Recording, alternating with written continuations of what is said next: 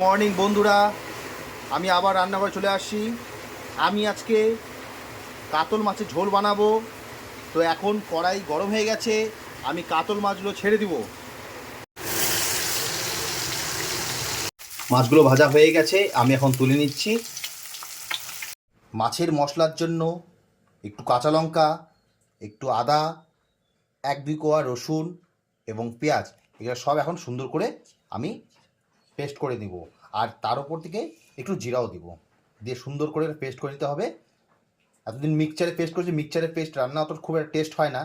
তাই মাকে বললাম যে মা, তুমি শিলপাটাতে একটু পেস্ট করে দাও, এটাতে ভালো হয়।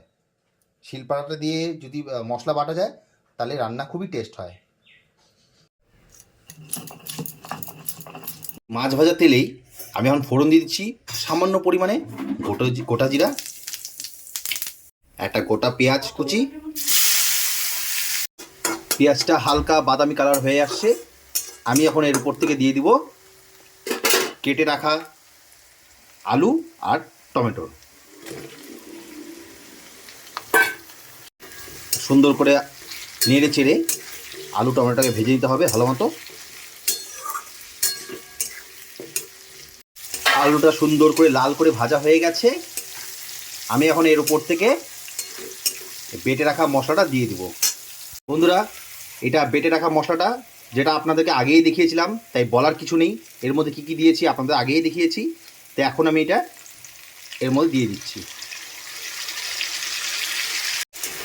মশলাটা সুন্দর করে ভালো করে ভেজে নিতে হবে যতক্ষণ মশলা থেকে তেল না বেরোচ্ছে। এখন স্বাদ মতো লবণ দিয়ে দিব, পরিমাণ মতো হলুদ দিয়ে দিব,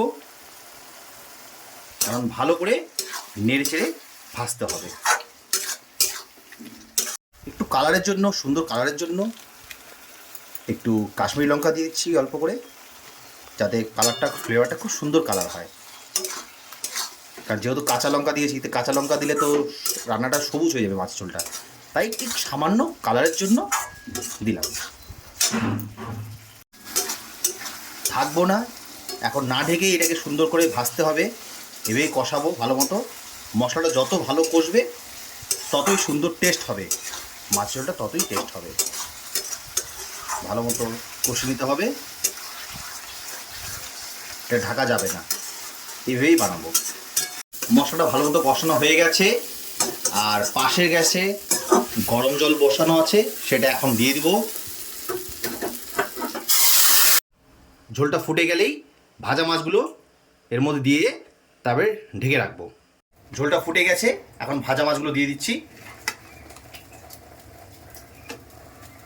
এখন ঢেকে দিব। তুলে দিব এখন।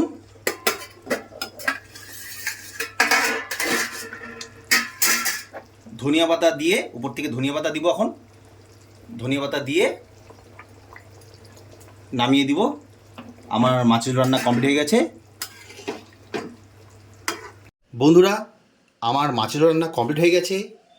তো ভিডিওটা যদি ভালো লেগে থাকে তাহলে অবশ্যই লাইক, কমেন্ট, সাবস্ক্রাইব করবেন এবং আমার পাশে থাকবেন এবং সহায়তা করবেন। আর অবশ্যই কমেন্ট করবেন, কারণ আপনাদের কমেন্টে কোনো যদি ভুল হয়ে থাকে সেটা আমি ঠিক করার চেষ্টা করব। ধন্যবাদ বন্ধুরা, আপনারা ভালো থাকুন, সুস্থ থাকুন।